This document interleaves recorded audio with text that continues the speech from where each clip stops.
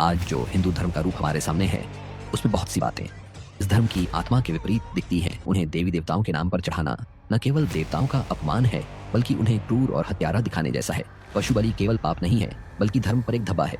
तो फिर देवता पशु पक्षियों का खून पीकर कैसे प्रसन्न हो सकते हैं? लेकिन स्वार्थी लोगों ने इस बात को तोड़ मरोड़ कर असली पशुओं की बलि का बहाना बना लिया। देवी काली और भैरव के मंदिरों में बकरों, भैंसों और मुर्गों की बलि दी जाती है। हिंदू धर्म का असली स्वरूप बहुत ही महान है। इसके हर सिद्धांत और नियम में पूरे विश्व के कल्याण की और मानवता के उत्थान की संभावना छिपी हुई है। ऋषियों और देवताओं ने इस धर्म की नींव ऊंचे आदर्शों पर रखी थी। यदि हम वैसा आचरण करें तो चारों तरफ स्वर्ग जैसा वातावरण बन सकता है। लेकिन समय के साथ अज्ञान और अंधकार बढ़ा और इसमें कई गलत परंपराएं और रूढ़ियां जुड़ गईं। आज जो हिंदू धर्म का रूप हमारे सामने है, उसमें बहुत सी बातें इस धर्म की आत्मा के विपरीत दिखती हैं। इन विकृतियों में सबसे बड़ा कलंक है पशु बलि। निर्दोष पशु पक्षियों की हत्या कर उन्हें देवी देवताओं के नाम पर चढ़ाना न केवल देवताओं का अपमान है, बल्कि उन्हें क्रूर और हत्यारा दिखाने जैसा है।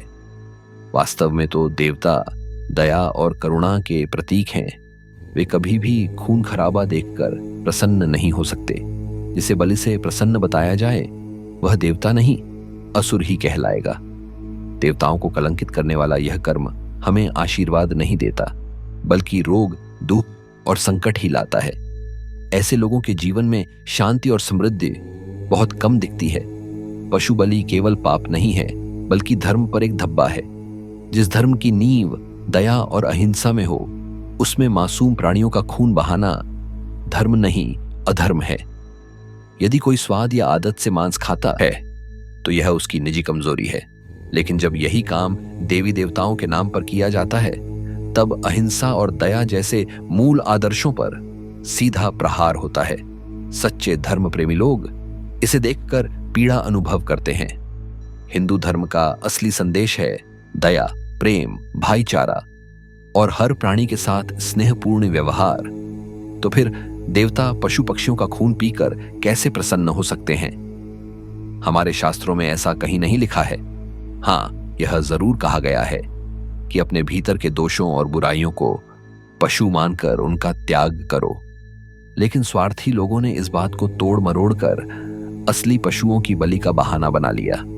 आज भी कई जगह देवी काली और भैरव के मंदिरों में बकरों, भैंसों और मुर्गों की बलि दी जाती है।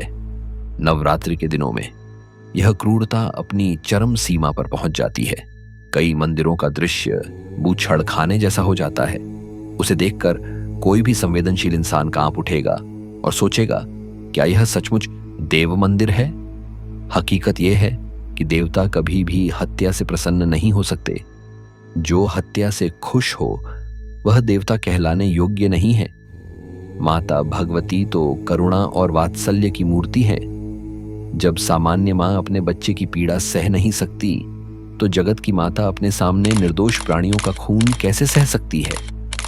यदि कोई सोचता है कि बलि देने से काली माता संतान देंगी, मुकदमा जिताएंगी या धन देंगे, तो यह केवल अंधविश्वास है।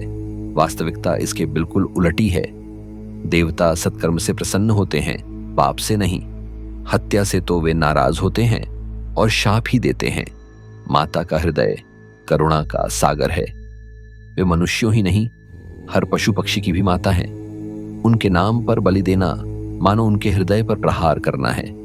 ये वैसा ही है जैसे किसी मां के सामने उसके बच्चे की हत्या करना और फिर उम्मीद करना कि वह मां हमें आशीर्वाद देगी। क्या यह संभव है? कभी नहीं।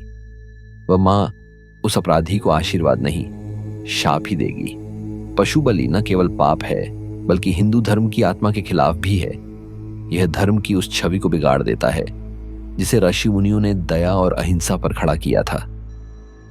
धर्म को शुद्ध और महान बनाए रखने के लिए जरूरी है कि हम इस कुप्रथा का पूरी तरह त्याग करें और सच्चे देवता की पूजा करें, केवल सत्कर्म, सेवा और प्रेम से। यही धर्म का सच्चा मार्ग है। यही हमारे भीतर की आस्था का असली स्वरूप है।